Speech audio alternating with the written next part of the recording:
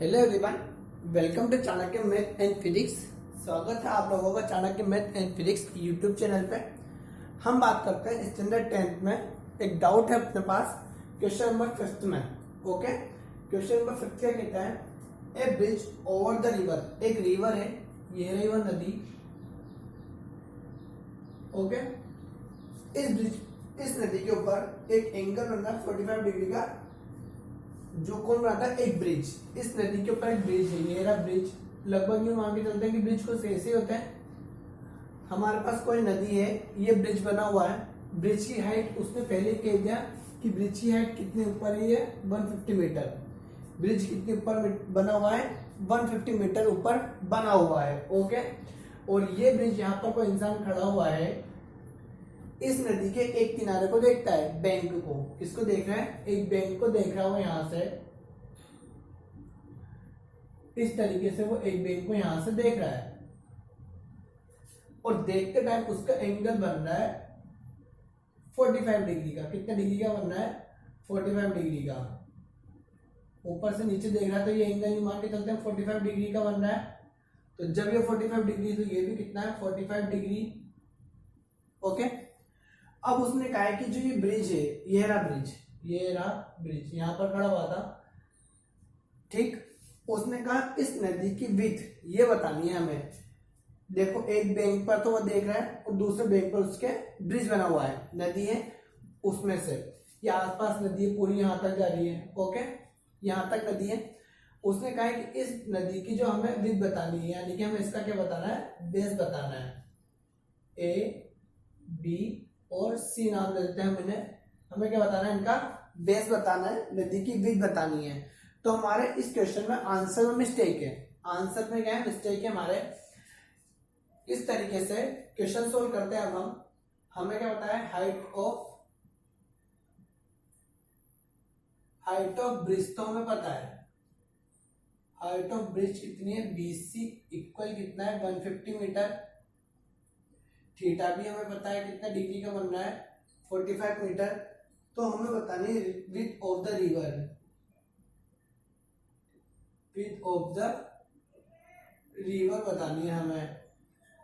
Width of the river यानी कि हमें परपेंडिकुलर गिवन है और बेस बताना है।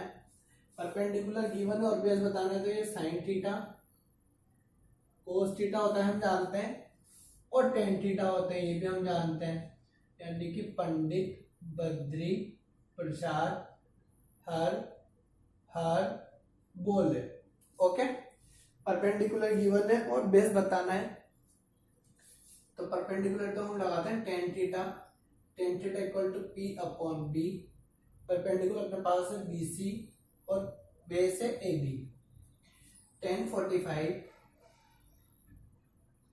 ये अपने पास 150 मीटर, और हमारे पास AB जो विड्थ है नदी की। 1045 की वैल्यू होती है 150 अपॉन AB। तो AB का आंसर भी कितना आ गया, 150 मीटर।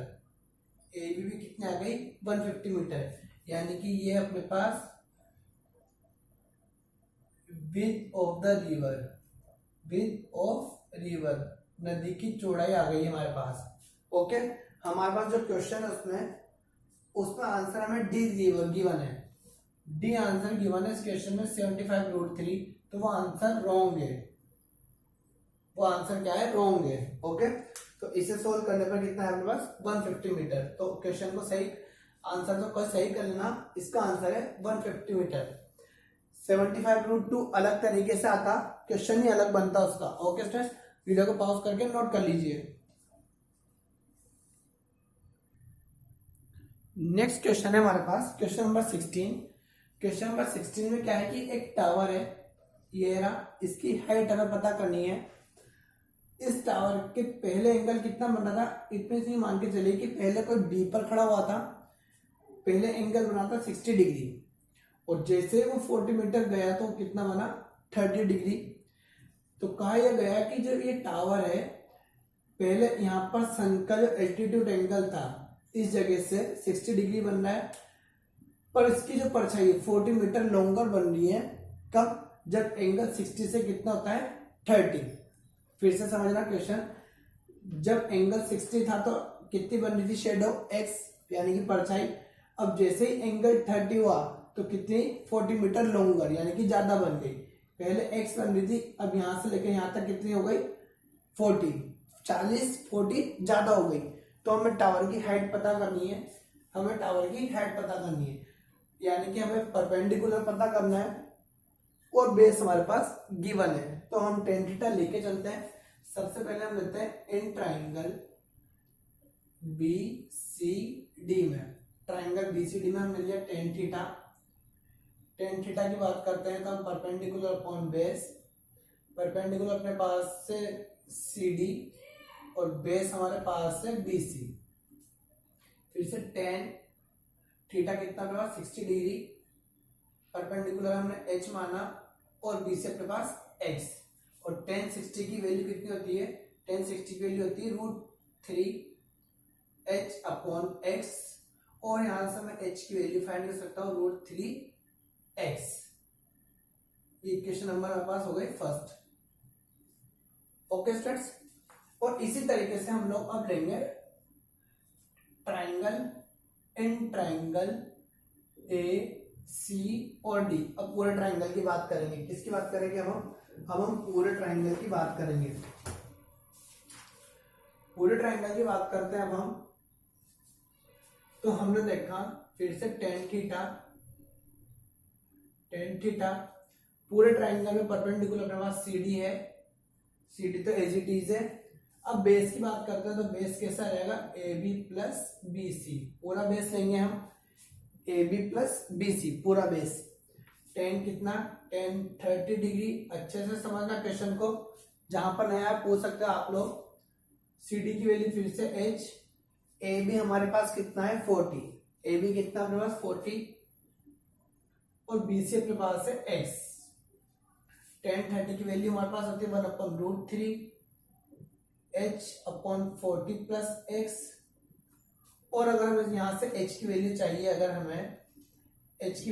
अगर हमें क्रॉस मल्टीप्लाई कर दें या क्रॉस मल्टीप्लाई नहीं करते हैं, हम यहीं से h की वैल्यू को फाइंड कर लेते हैं। तो किस तरीके से, ये √3h ये क्रॉस मल्टीप्लाई किया और 40 प्लस x, कुछ इस तरीके से हमने लिखा। ये इक्वेशन नंबर अपने पास 2 हो गई। कौन सी इक्वेशन, इक्वेशन नंबर ये हमारे पास 2। अब हम देखते हैं कि इक्वेशन फर्स्ट और सेकंड से, इक्वेशन फर्स्ट और सेकंड से देखो h की वैल्यू अपने पास है कितनी है √3x। तो फ्रॉम 1 एंड 2, इक्वेशन फर्स्ट और सेकंड से हम देखते हैं, क्या देखते हैं हम देखते हैं इक्वेशन फर्स्ट और सेकंड से। इधर से देखना स्टार्ट करना। √3 की जगह √3 लिखा हमने, इस √3 की जगह ये √3, h की जगह वैल्यू पुट कर रहा हूं मैं ये वाली √3x। फर्स्ट से, इक्वेशन फर्स्ट से h की वैल्यू कितनी है √3x, हमने कहा रख दी सेकंड में, इक्वल 40 प्लस x। आगे सोल्व करते हैं तो √3 को √3 से मल्टीप्लाई करें तो 3x इक्वल 40 प्लस x। थोड़ा और आगे सोल्व करते हैं, इसको आगे चल रहे हैं, x को ट्रांसफर करते हैं तो 3x माइनस x इक्वल 40। और यहां से अगर हमें x की वैल्यू चाहिए, ये अपने पास 2x इक्वल 40। क्वेश्चन को समझते चलना, जहां अगर डाउट हो क्वेश्चन में तो पूछ सकते हैं। और x की वैल्यू कितनी आ जाएगी 40/2 यानी कि 20 मीटर। x की वैल्यू कितनी आ गई 20 मीटर आ गई, x की वैल्यू कितनी आ गई 20 मीटर। और इसे हम इक्वेशन नंबर फर्स्ट में पुट कर सकते हैं। हम कहाँ रख देंगे इसको इक्वेशन नंबर फर्स्ट में, क्योंकि हमें किसकी वैल्यू चाहिए h की वैल्यू। तो h की वैल्यू के लिए हम लोग क्या करते हैं, h की वैल्यू के लिए हम इसे कहाँ रख देंगे, हम x की वैल्यू को फर्स्ट में। तो यानी कि √3 मल्टीप्लाई बाई 20, √3 मल्टीप्लाई बाई 20। और हम जानते हैं कि √3 की वैल्यू कितनी होती है 1.732 को मल्टीप्लाई कर लेंगे 20 से। ओके, जो भी होगा स्टूडेंट्स वो आप लोगों का आंसर आ जाएगा।